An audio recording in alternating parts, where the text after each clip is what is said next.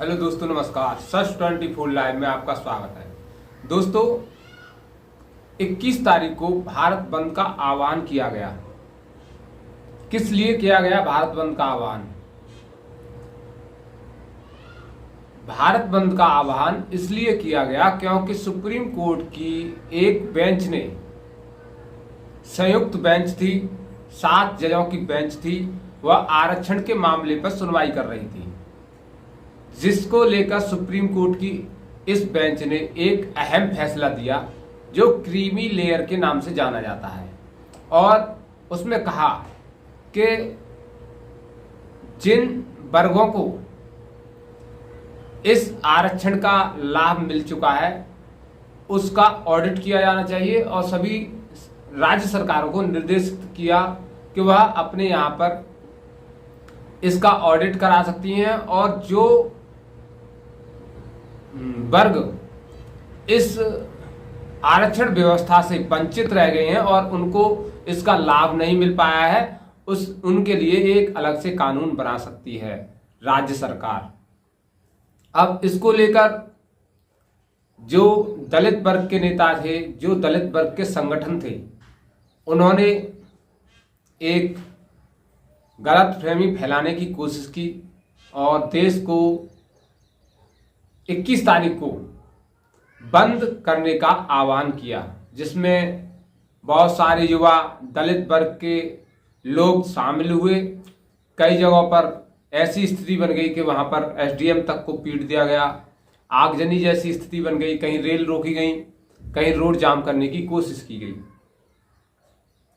लेकिन क्या किसी ने इस बात का संज्ञान लेना चाहा कि ये सुप्रीम कोर्ट ने जो आदेश दिया है, 7 जजों की बेंच थी जिसमें 6-1 से यह आदेश पारित किया गया, जिसमें 6 जज इस पक्ष में थे कि क्रीमी लेयर वाला फैसला सुनाया जाए और जिन लोगों को इस आरक्षण व्यवस्था का लाभ मिल चुका है और उनकी स्थिति सुधर चुकी है, अब उनका इस व्यवस्था से अलग व्यवस्था की जाए, उनके लिए अलग व्यवस्था की जाए, जिसमें आप मान सकते हैं माननीय सुश्री मायावती हैं, चिराग पासवान हैं, पूर्व राष्ट्रपति रामनाथ कोविंद हैं।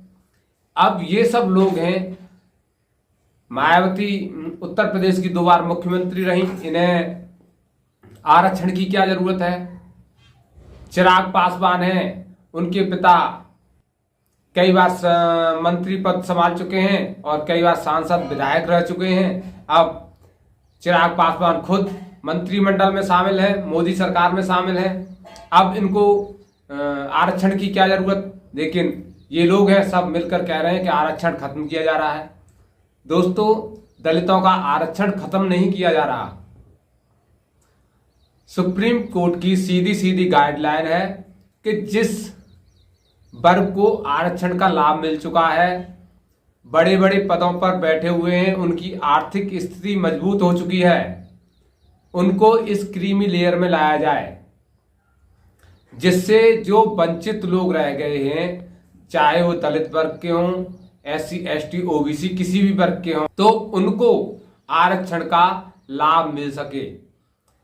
लेकिन इस व्यवस्था पर राजनीति की जा रही है, क्योंकि विपक्ष का मानना है जितने भी दलित वर्ग के लोग हैं, जितने भी संगठन हैं जो दलितों से जुड़े हुए हैं, जो दलितों की बात करते हैं, जितने भी दलित नेता हैं, उनके लिए आरक्षण एक संजीवनी का काम करता है। वह अगर आरक्षण पर राजनीति नहीं करेंगे तो उनके लिए कुछ बच नहीं गया है, क्योंकि वह विकास की राजनीति कर नहीं पा रहे हैं, आपके हकों की राजनीति कर नहीं पा रहे हैं, क्योंकि उन्होंने आज तक, जब से देश आज़ाद हुआ है और आज तक 78 वर्ष हो गए, लेकिन आपके हकों की बात कहाँ उठाई, आपकी स्थिति सुधारने के लिए बात कहाँ उठाई? सिर्फ आरक्षण ही एक उनका मुद्दा है कि जिससे उनकी राजनीति चमकती है और आपको एकजुट कर लिया जाता है, लेकिन उसका पूरा ज्ञान नहीं दिया जाता। इसमें उन लोगों को हटाने की कोशिश की गई है सुप्रीम कोर्ट के द्वारा जो लोग उच्च पदों पर बैठे हुए हैं। मान लीजिए कोई दलित वर्ग का व्यक्ति है, वह डीएम, एसडीएम, आईएएस, पीसीएस बन चुका है और उसकी स्थिति आर्थिक रूप से मजबूत हो चुकी है और वह अपने बच्चों को अच्छी शिक्षा दे रहा है और अच्छा मकान बनाकर रह रहा है, उसके पास अच्छी खासी संपत्ति है। उनको इस कैटेगरी में लाया जाएगा। जिनकी आमदनी 8 लाख से ऊपर है उनको इस क्रीमी लेयर की कैटेगरी में लाया जाएगा और उनको आरक्षण से वंचित किया जाएगा। ना कि किसी दलित को जो कमजोर वर्ग से है, जो गरीब है, उसका आरक्षण खत्म नहीं किया जा रहा है।